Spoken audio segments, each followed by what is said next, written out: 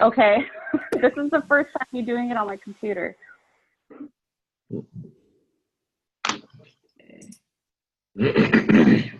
FaceTime HD video. All right.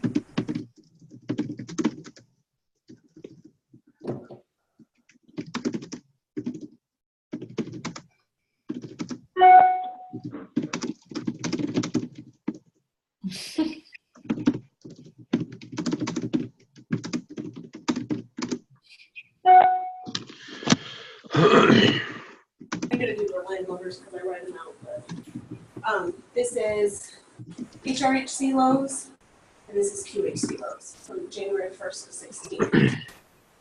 For today. All right, great. Thank you, ma'am. Mm-hmm.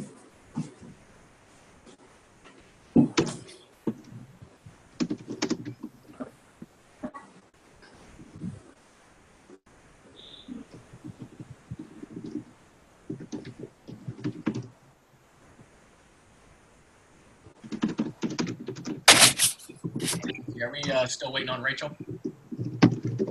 No, we can get started. She had to take our daughter to the doctor this morning. Kind of last minute. Cool. All right. Well, you know, Jonathan, Sylvia, Siobhan, I'm going to kind of lean on you guys to help me understand if there's any specific things that you're looking at out of training. The one piece that I heard from in the email from Rachel was you guys are interested in using this tool to better find available lots. Right.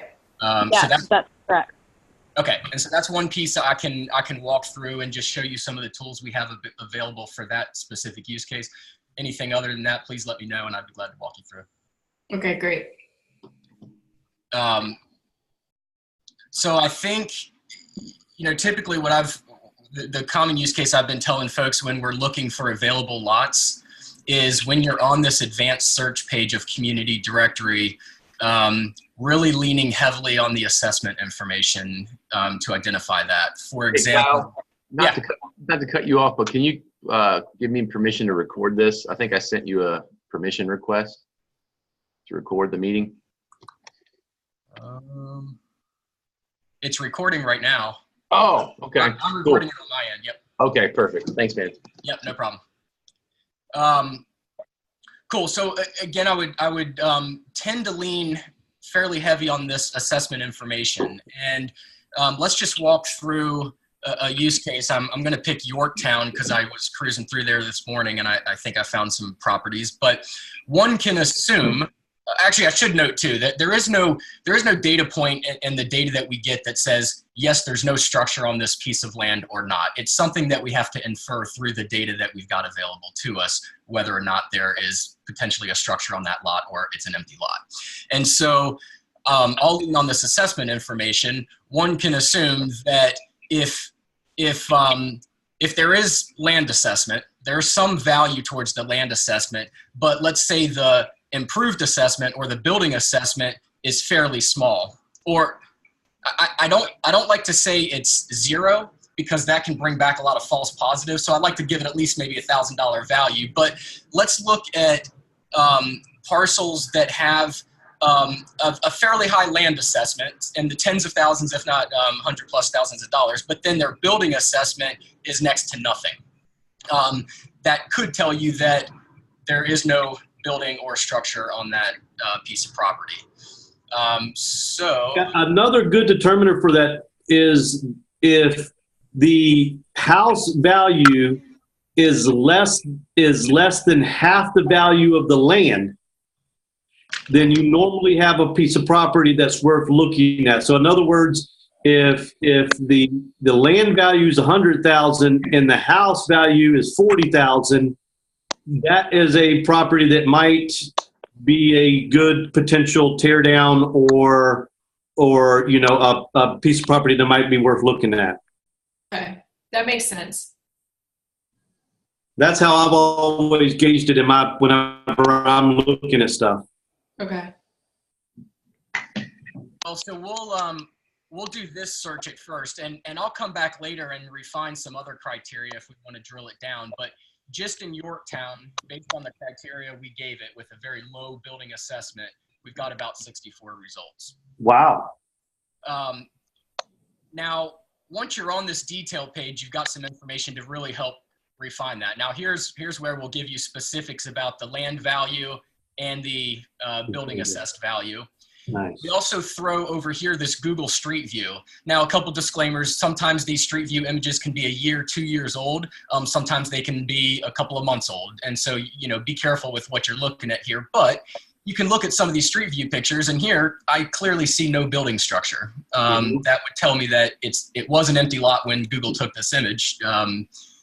So again, you can use some of this assessment data, some of the images that we have here, and really refine that further and make some determinations if you think that's an available lot. Awesome. Any questions so far on that? Nope. Is this something you would do on a daily basis, or is there a way to save that search so that it just sends it to you every time one pops up? Well, so good point. I guess a couple things.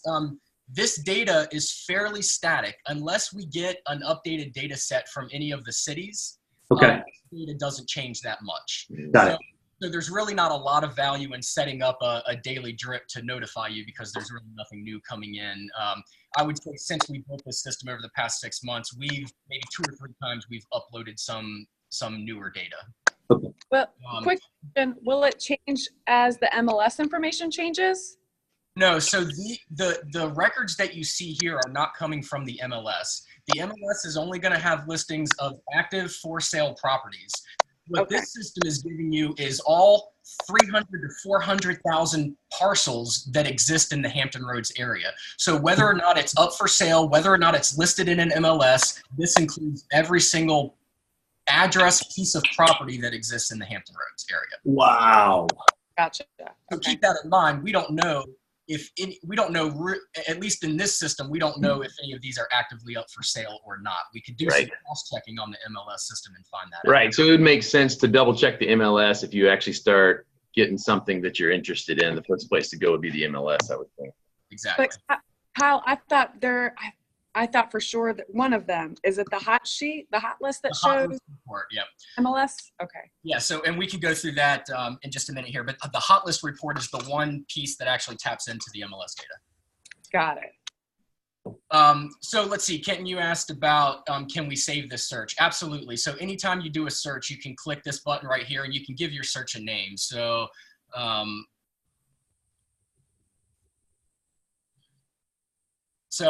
I can save that search, and then if you go over here on the left navigation under my saved searches, this is where I can see a list of all the searches that I've saved, and I can very easily click on it and get back to that same result. Nice. Okay. In addition to that, as you're looking through your saved searches, let's just say you come across this property right here and say, hey, this is something I may want to take some action on later. You can go in here and you can save it as a favorite. Now, a couple things to mention here. I'm going to quickly pop over to the left navigation. You see this link called favorites.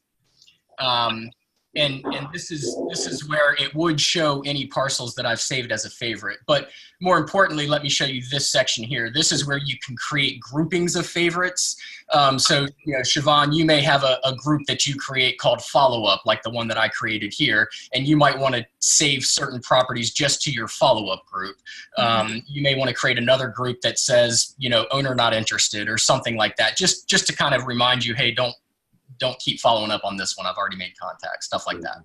Okay, so that actually brings me to a question then, Kyle, because one of the things that we were trying to use this for was to have like an area search where it would have a map, and then we'd be able to go from lot to lot and then save it directly in that lot. Is that possible? Right, so let me just get back to my saved search. And then you'll have this map button up here Okay. that is essentially going to show you all of the properties that came back in that particular search result. That you had. Okay. And then you kind of drill down to where you get to these black markers here. Okay. And now one thing, I think this was John Beasley that pointed this out. There's sometimes the clicking on this button doesn't always work. I need to look into that. But normally you click on this button, this modal pops up. Here, if you wanted to, on the map level, you wanted to save it to one of your favorites, you could do that right here. Okay. So if you wanted to go through on a map, you know, lot by lot, these are the only two that matched your criteria, but you could go through lot by lot and save the ones that you want to take further action on. That's cool. Yeah. Okay. So, okay, so we talked about how to save a search, how to save a particular parcel. Another feature that you may want to use, let's see, I'm going to go back to Yorktown.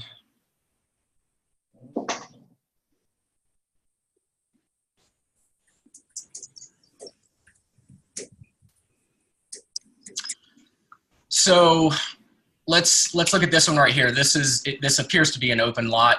I think, are you guys familiar with the people search? It exists in Lead Ignite today. It's the ability to kind of do a search and look up a person's contact information.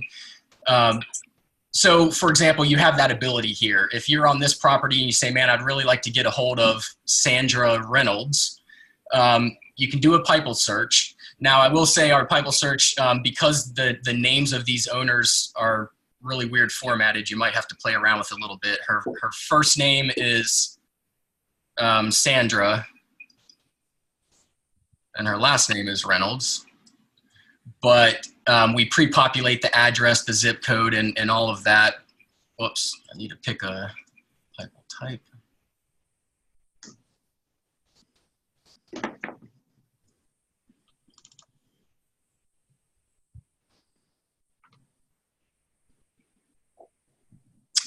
All right, maybe that was a bad example.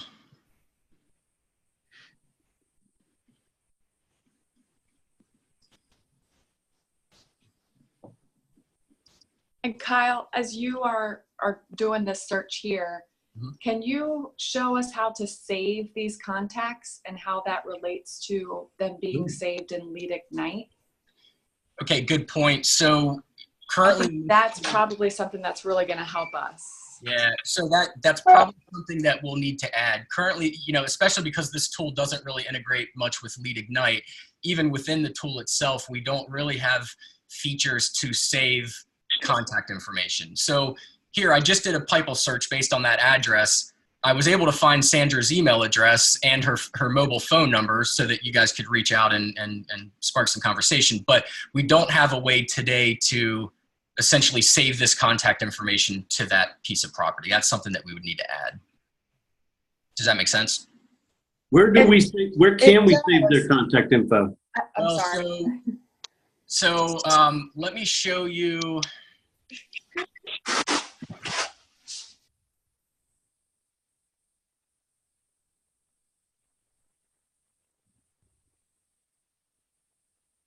So if you drill down to what I'll call a parcel detail page, this has more specific information around that property.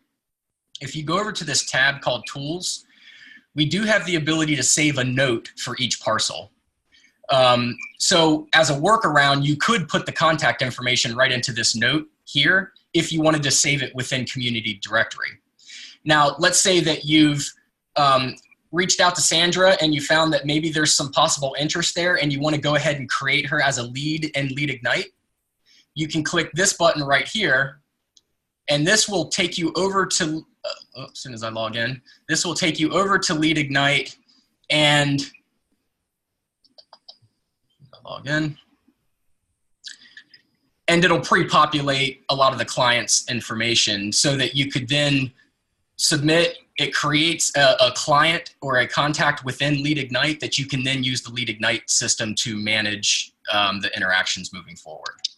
Oh, That's exactly doable. what they're going to need to integrate all this together. That's like probably one of the biggest things that is going to be helpful to them. That seemed doable. That's doable now, right? We can do that. Yeah, this is all doable now. And that's what I worked on yesterday, was getting Siobhan and Sylvia Lead Ignite accounts to where they can share the same clients, see the same activity and whatnot. Awesome. Hey Kyle, it's Sylvia. I got that email with my Lead Ignite log, and I haven't been able to log into that new CHOV email, but just a quick question. Is our new Lead Ignite account, I guess, different than a regular agent account to where we only have like clients there, or is it the same? It's the same as an agent account, except that we have grouped you and Siobhan together. Even though you both have separate accounts, you both log into the same team account essentially. So Siobhan, if you used Lead Ignite to create a client and add some notes around that client, Siobhan can log in and see the exact same set of clients you've been managing. So you both will see the same thing, but you'll have different logins to Lead Ignite. Right. Yeah, I was just wondering, like, if it's like kind of like the same as an agent account where, you know, we have those follow-ups, and under prospecting, we would, you know, kind of be able to work it, I guess, the same? Yes, exactly. Okay. So Siobhan, your account was already set up as an agent account. Sylvia, I created Siobhan's account. I gave you the exact same permissions that she has. So you both should be set up as agent accounts. Right. I know one of the things Brian had said yesterday is to make sure that when we're creating a lead in there, to make sure it says personally generated, so that it doesn't vanish or go to someone else for whatever reason, to make sure it says personally generated in there. Right. So I'll default to that when you go to create this lead. It's actually, I think it's self-generated as well. Okay. Sweet.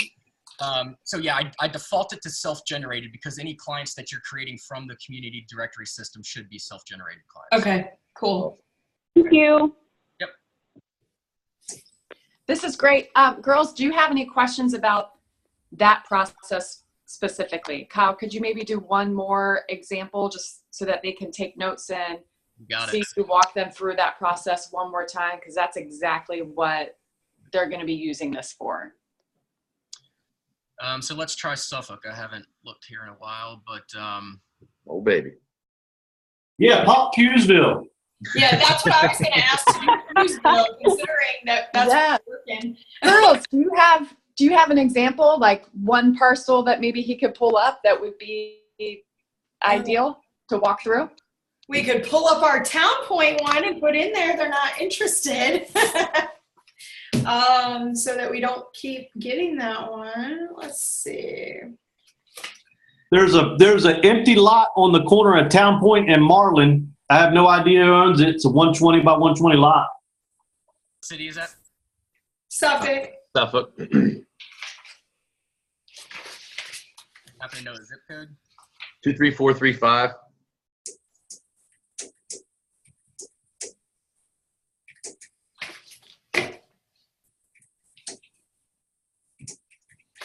$11,000 results so far. How can we narrow that down a little bit more? You said it was an empty lot? Yeah, can you is there a way to just search say Donald Avenue or something like that? Like where? Yeah, unfortunately we don't have the address search in there. Oh, okay. What was that street search field? Yeah, I did put it in there and I totally forgot. Look at that. You're so good you didn't even know it, man. I forgot all the good stuff I built. All right. Sorry, give me that address one more time. Just type in Donald Avenue. Okay. Let's see, a lot of them. Let's just do all of them. Okay. See what that gets us. Yep. 21 That's- results. We should be able to figure that out. Okay. Look at that. And you can see some of these Google doesn't provide us with the images, which makes it a little bit trickier. But Okay. yeah, it looks like quite a few on Donald Avenue. Yeah, I knew that. So So if you wanted to find the other two owners of the lots on Marlin, you could just type in Marlin and then you could find those two owners really easy. Right. okay. Okay. Wow. Now, I'm not doing this for example because I'm not sure how many results I'll get, but even as you're filtering by the assessment value, you can also come up here and say, hey, only give me properties that have had some sort of tax delinquency over the past, or of the data that we've got over the past 2 years. And that might also be another trigger to say, hey, there could be an opportunity here. If they're delinquent on their taxes, they might be interested in getting rid of it or something to that effect, Okay. Cool. Well, I've got over on the left here, we've got this feedback button. If you're playing around with this and either you come across an issue or you have a recommendation for a new change, please just fill out that form. Brian and I talk about this often and we prioritize these things. So definitely keep us in the loop if there's something we can do more there. Awesome. Any other questions, girls? Or are you guys ready to rock on this thing? No, I think we're ready to go and, try to figure it out. I haven't really played around with it before, but it looks like it's up and running. Yeah. Cool. Kyle, thank you so much. Right. for your time. Yeah. Thanks. Absolutely. I think it'd be really helpful. No problem. Take it easy, guys. Have a good one. All right. Thank you so much, Kyle. Thank you. Yep. See ya. Bye.